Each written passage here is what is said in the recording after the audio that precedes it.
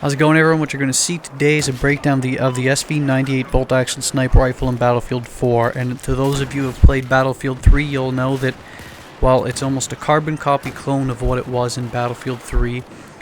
So anyone who wants to use this gun quickly in the unlock cycle and get more familiar with how the sniping mechanics in Battlefield 4 work, this gun will be a nice transition for you.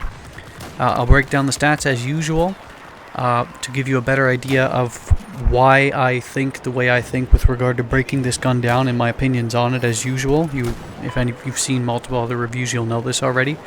But if you have played Battlefield 3, then there will not be a lot of big differences. You should be quite familiar with it.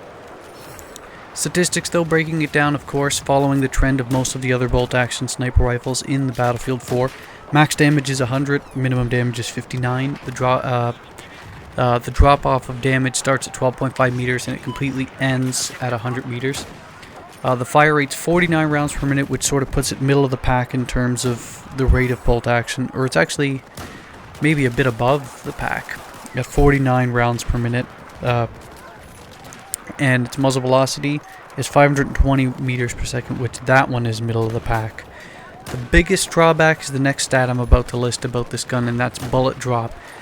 Compared to the gravitational constant of the Earth, which is 9.81 meters per second, which seems to be the trend for most of the bolt-action sniper rifles in Battlefield 4, with the exception of the FYJS and the SRR-61. The bullet drop on this one is 15 meters per second squared, which is a significant drop-off. And you'll start to notice it really quickly, actually, probably at about 200 meter plus engagements.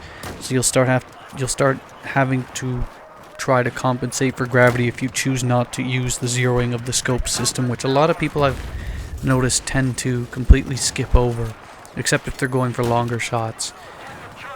But yeah, that should immediately tell you that this gun's probably more favorable with the pretty good fire rate on it and the fact that the bullet drop is the highest. This gun is quite good in medium and short range aggressive recon encounters, and that would probably be its biggest strength, especially with the magazine size, which is really good with 11, and the projectile it fires, of course, is a 7.62 by 54 millimeter bolt round.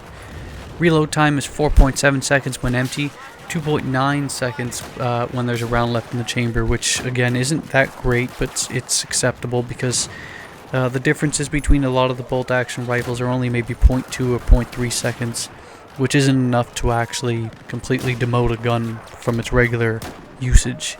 Well, at least not for me. Maybe it is for you. Again, you'll see, though, with regard to this gun, that it's not very different from Battlefield 3. It was quite good in medium and short range encounters. But that's where its strength lies. You'll see it in a lot of the highlights here in the background. The fact that you can cycle the bolts so quickly and still get quite effective kills with it, give it its strength in short range encounters. But unless you're using the zeroing system where you're going for very long shots, use another one. Thanks for watching, and I'll see you later.